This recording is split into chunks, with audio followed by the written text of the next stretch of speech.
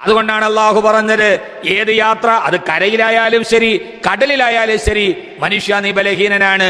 ബഹിരാകാശ ലോകത്തേക്ക് പറന്നുവിട്ട സുനിത വില്യംസിനെ തിരിച്ചെത്തിക്കാനുള്ള മാർഗം നഷ്ടപ്പെട്ടു പോയ മനുഷ്യൻ ഗവേഷണത്തിലാണ്. 10 ദിവസമായി മണ്ണിന്റെ അടിയിൽ പുതഞ്ഞുപോയ ഒരു മനുഷ്യദേഹത്തെ തേടിയുള്ള ഒരു രാജ്യത്തിന്റെ മുഴുവൻ സാങ്കേതിക വിദ്യയുടെ ഉപയോഗങ്ങൾ. 10 ദിവസങ്ങളായി രാപ്പകലില്ലാതെ ഉറക്കമളച്ചിരിക്കുന്ന രക്ഷാപ്രവർത്തകർ ഒരു മനുഷ്യദേഹത്തെ തേടിയുള്ള ഒരു രാജ്യത്തിന്റെ മുഴുവൻ സാങ്കേതിക വിദ്യയുടെ ഉപയോഗങ്ങൾ. 10 ദിവസങ്ങളായി രാപ്പകലില്ലാതെ ഉറക്കമളച്ചിരിക്കുന്ന രക്ഷാപ്രവർത്തകർ ഏറ്റവും പ്രധാനപ്പെട്ട രാജ്യസുരക്ഷയുടെ സംവിധാനങ്ങളുള്ള ഇന്ത്യയുടെ വ്യോമ, നാവിക, കര സംവിധാനങ്ങൾ, 3 സായുധ ശക്തിയുടെ വ്യോമസേന, കരസേന, നാവികസേന, ഈ 3 സേനയുടെ വിദഗ്ധരായ പ്രവർത്തകർ രാപ്പകലില്ലാതെ ഉറക്കമില്ലാതെ കോരിച്ചൊരിയുന്ന മഴയെയും അതിശീഘ്രം മാഞ്ഞടിക്കുന്ന കാറ്റിനെയും പ്രകൃതിയുടെ പ്രതികൂലാവസ്ഥയും മറികടന്ന് അവരവരുടെ ജീവൻ പണയം വെച്ച് ഒരു മനുഷ്യ ജീവന് വേണ്ടി രക്ഷിക്കാൻ വേണ്ടി അവർ രാപ്പകൽ കാത്തിരിക്കുമ്പോഴും സിഗ്നലുകൾ ലഭിക്കുന്നു എന്ന് പറയുമ്പോഴും ഒഴുകിപ്പോകുന്ന ഒരു പുഴയുടെ മണ്ണിന്റെ അവശിഷ്ടങ്ങളിൽ കുടുങ്ങിക്കിടക്കുന്ന ഒരു ലോറിയിൽ അതിന്റെ ഉള്ളിൽ കാത്തിരിക്കുന്ന അർജുനൻ എന്ന ആ പ്രിയപ്പെട്ട സഹോദരന്റെ ശരീരം ജീവനോടെയുണ്ടോ, അതല്ല ജീവൻ വിട പറഞ്ഞിട്ടുണ്ടോ എന്ന് കരയിൽ നിന്ന് കയ്യാട്ടി വിളിച്ചാൽ എത്തുന്ന ദൂരത്ത് പോലും അവനവന്റെ കൂടപ്പിറപ്പിന്റെ അവസ്ഥയെക്കുറിച്ച് പറയാനോ ഒന്ന് അപഗ്രഥിക്കാനോ കഴിയാത്ത വിധം മനുഷ്യന്റെ എല്ലാ സാഹചര്യങ്ങളും മനുഷ്യന്റെ എല്ലാ സൗകര്യങ്ങളും നിസ്സഹായമായി പോകുന്ന ഒരു സമയം. റഡാറുകൾ, ആധുനിക സംവിധാനങ്ങൾ, നാം ഇതേവരെ കേട്ടിട്ടില്ലാത്ത രക്ഷാപ്രവർത്തനങ്ങൾ നമ്മുടെ രാജ്യം അതൊരു മാതൃകയാണ്. ആ രക്ഷാപ്രവർത്തനത്തിൽ ഏർപ്പെടുന്നവർക്കൊക്കെ അള്ളാഹുവിന്റെ കാവലുണ്ടാകട്ടെ എന്ന് നമുക്ക് ദുആ ചെയ്യാം. ഒരു മനുഷ്യനെ തേടി 10 മുങ്ങൽ വിദഗ്ധർ പോകുമ്പോൾ ആ 10 പേരുടെയും ജീവൻ പണയം വെച്ചിട്ടാണ് അർജുനനെ കാത്തിരിക്കുന്ന ആ ഭാര്യയുടെ കണ്ണുനീർ, കാത്തിരിക്കുന്ന അച്ഛന്റെ കണ്ണുനീർ, കാത്തിരിക്കുന്ന മകന്റെ കണ്ണുനീർ, അത് തുടയ്ക്കാൻ വേണ്ടി 10 പേർ അർജുനനെ തേടി പോകുമ്പോ ആ 10 പേരുടെ കുടുംബവും ആശങ്കയിലാണ്. ജീവൻ പണയം വെച്ചിട്ടുള്ള രക്ഷാപ്രവർത്തനത്തിലോട്ട് കടന്നു പോകുമ്പോഴും സഹജീവിയുടെ ജീവൻ രക്ഷിക്കാനുള്ള ഏറ്റവും വലിയ തത്രപ്പാടിന്റെ ഇടയിലും ഒരു രാജ്യത്തിന്റെ എല്ലാ സംവിധാനങ്ങളും നിൽക്കുമ്പോഴും കരയുടെ മുമ്പിൽ നിസ്സഹായനായി നിൽക്കുന്ന മനുഷ്യൻ, ആ തലയ്ക്കുന്ന പേമാരിയോട് ചേർന്ന് നിന്ന് തിമിർത്തുല്ലസിക്കുന്ന പുഴയുടെ ഓളങ്ങളുടെ അടിയിൽ കിടക്കുന്ന ലോറിയുടെ ഉള്ളിൽ സഹജീവിയുടെ ജീവന്റെ തുടിപ്പുകൾ ഉണ്ടോ എന്ന് പറയാൻ കരയിൽ നിന്ന് പറയാൻ കഴിയാത്ത വിധം എല്ലാ സായുധ സംവിധാനങ്ങളും നിസ്സഹായമാവുകയാണ്. നമ്മുടെ കണ്ടുപിടുത്തങ്ങളൊക്കെ നിഷ്ഫലമാവുകയാണ്. ആർത്തനാദത്തോടെ അലറി വിളിക്കുന്നവന്റെ ജീവൻ രക്ഷിക്കാൻ കഴിയാത്ത സംവിധാനത്തിന് എന്ത് വിലയാണുള്ളത്? പ്രാർത്ഥനകളുമായി, കാത്തിരിപ്പുകളുമായി യഥാർത്ഥത്തിൽ നമ്മൾ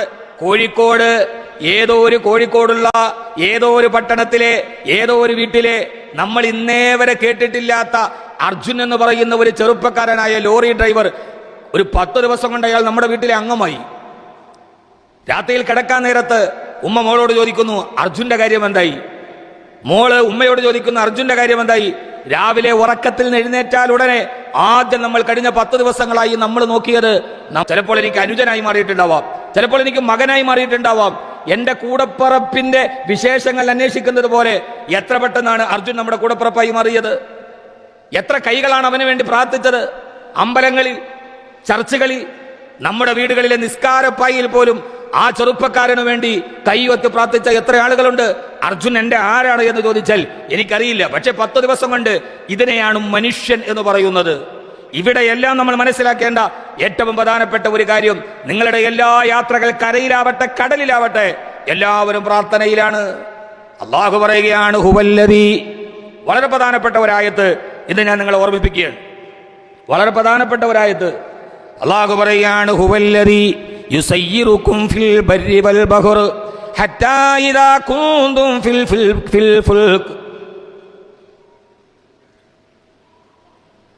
വല്ലദീ യുസയ്യിറുക്കും ഫിൽ ബർരി വൽ ബഹർ.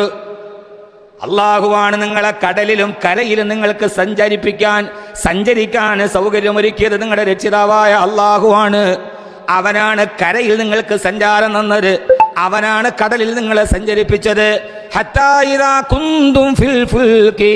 നിങ്ങളിങ്ങനെ തിരമാലകളാഞ്ഞടിക്കുന്ന കരയിലേക്ക് തലതല്ലി വ്യഗ്രതയോടെ തിരിച്ചു പോകുന്ന തിരമാലകൾ തലതല്ലി തിരിച്ചു പോകുന്ന നടുക്കടലിൽ ഒരു കപ്പലിൽ നിങ്ങളിങ്ങനെ കര കാണാ കടലിന്റെ മധ്യത്തിലൂടെ സഞ്ചരിക്കുമ്പോ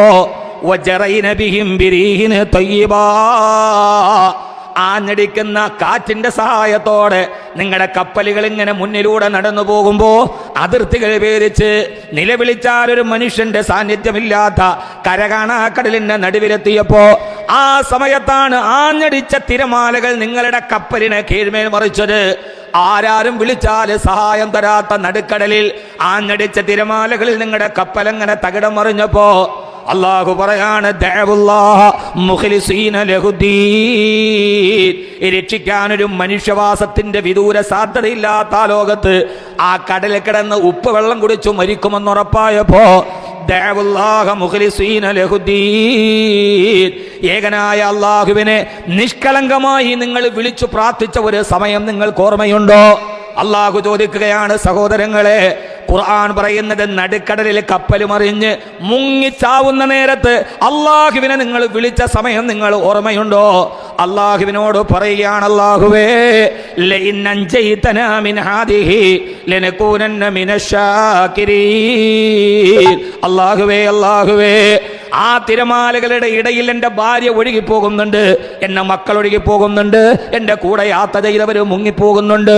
അല്ലാഹുവേ ലഇൻ അൻജൈതനാ മിൻ ഹാദിഹി, ഈ നടുക്കടലിൽ നിന്ന് മുങ്ങിച്ചാവാതെ നീ എന്നെ രക്ഷപ്പെടുത്തിയാൽ ലനകൂനന്ന മിനശ്ശാകിരീൻ, രക്ഷപ്പെട്ട് കരയിലെത്തിയാൽ ഞാൻ പിന്നെ നിന്നോട് നന്ദിയോടെ നിന്നെ അനുസരിച്ചൊരു തെറ്റ് ചെയ്യാതെ ജീവിച്ചോളാം റബ്ബേ എന്ന് അല്ലാഹുവിനോട് നിങ്ങൾ പ്രാർത്ഥിച്ച സമയത്ത് നിങ്ങൾക്ക് ഓർമ്മയുണ്ടോ? അല്ലാഹുവിന്റെ ഖുർആൻ ചോദിക്കുകയാണ്, നിങ്ങൾക്ക് പ്രതിസന്ധി വന്ന നേരം, ഇത് ഖുർആൻ പറയുന്നത് കടലിൽ കപ്പൽ തകർന്ന അവസ്ഥയാണെങ്കിൽ, നിങ്ങളുടെ ഡോക്ടർ നിങ്ങൾക്ക് 2 ദിവസത്തിലധികം ആയുസ്സില്ലെന്ന് പറഞ്ഞ നേരം, ക്യാൻസർ 3ാമത്തെ സ്റ്റേജാന്ന് പറഞ്ഞ നേരം, ട്യൂമർ തലയിൽ വളരുന്നുണ്ടെന്ന് പറഞ്ഞ നേരം, ഇനി ചികിത്സകൾ ഫലിക്കില്ലെന്ന് പറയുന്ന നേരം, പ്രതീക്ഷയില്ല, വീട്ടിലേക്ക് കൊണ്ടുപോക്കോളൂ, ഇനി ഞങ്ങൾക്ക് ചെയ്യാനൊന്നുമില്ലെന്ന് ഭിഷഗ്വരന്മാര് അവര് കൈയൊഴിഞ്ഞ നേരം, നിങ്ങൾ ഓരോരുത്തരും പറഞ്ഞിട്ടുണ്ടോ റബ്ബേ? കടബാധ്യതകൾ വന്ന് തലയിൽ വീണപ്പോ, ജീവിതത്തിൽ ആത്മഹത്യയുടെ മുമ്പിലെത്തി നിന്നപ്പോ നമ്മൾ ഓരോരുത്തരും പറഞ്ഞിട്ടുണ്ടോ റബ്ബേ ലഇൻ അൻജൈതനാ മിൻ ഹാദിഹി, ഇതിൽ നിന്ന് എന്നെ ഒന്ന് രക്ഷപ്പെടുത്തിയാൽ ഇനി ഞാൻ നന്നായി ജീവിച്ചോളാം എന്ന് പറഞ്ഞ നേരം നിങ്ങൾക്ക് ഓർമ്മയുണ്ടോ? അല്ലാഹു പറയാണ്, അടുത്തായത്ത് അല്ലാഹു പറയാണ്, ഫലമ്മാ നജ്ജാഹും മിനൽ ബർരി, അവരുടെ കരഞ്ഞ് നിലവിളിച്ചുള്ള ദുആ കേട്ടിട്ട് അവരെ ഞാൻ രക്ഷപ്പെടുത്തിയപ്പോ ഇദാഹും യുശ്രികൂൻ, രക്ഷപ്പെട്ട് കഴിഞ്ഞപ്പോൾ മനുഷ്യന്റെ തനി സ്വഭാവം മാറി, അവൻ ആരാധനയിൽ എന്നോട് പങ്കു ചേർക്കാൻ തുടങ്ങി, അവൻ പിന്നെ ഞാനുമായിട്ട് ഒരു ബന്ധവും സൂക്ഷിച്ചിട്ടില്ല. പിന്നെ എങ്ങനെയാണ് 2ാമതൊരാപത്ത് വരുമ്പോൾ നിന്നെ ഞാൻ രക്ഷപ്പെടുത്തുന്നതെന്ന് അല്ലാഹുവിന്റെ വിശുദ്ധ ഖുർആൻ. വൈദാ മസ്സൽ ഇൻസാന, മനുഷ്യനെങ്ങാനും ഒരു ബുദ്ധിമുട്ട് വന്നാൽ, വൈദാ മസ്സൽ ഇൻസാന അൽദുറു, ഏതെങ്കിലും ഒരു മനുഷ്യനൊരു കഷ്ടപ്പാടോ പ്രയാസം വരുമ്പോൾ, ദഅനാ ലിജംബിഹി ഔ ഖായിദൻ ഔ ഖായിമാ, അവൻ നിൽക്കുമ്പോഴും ഇരിക്കുമ്പോഴും കിടക്കുമ്പോഴും 24 മണിക്കൂറും അവൻ എന്നോട് കരഞ്ഞു ദുആ ചെയ്യാറുണ്ട്. ഫലമ്മാ കശഫ്നാ അൻഹു ദുർറഹു, അവന്റെ ദുആ സ്വീകരിച്ചിട്ട് അവന്റെ പ്രയാസം ഞാൻ മാറ്റിക്കൊടുത്തപ്പോ മറക അല്ലം യദുനാ ഇലാ ദുർരിൻ മസ്സഹു, അവൻ പിന്നെ പോകുന്നത് കണ്ടാൽ അവനെ ഞാൻ പരീക്ഷിച്ചിട്ടുമില്ല, അവൻ എന്നോട് ദുആ ചെയ്തിട്ടുമില്ല, അവനൊരു പ്രയാസം വന്നിട്ടുമില്ല, അവൻ എന്നോട് ചോദിച്ചിട്ടുമില്ലാത്തതുപോലെ ഒരു ബന്ധവുമില്ലാതെ മനുഷ്യൻ നടന്നു പോകുന്നത് കാണാമെന്ന് വിശുദ്ധ ഖുർആൻ.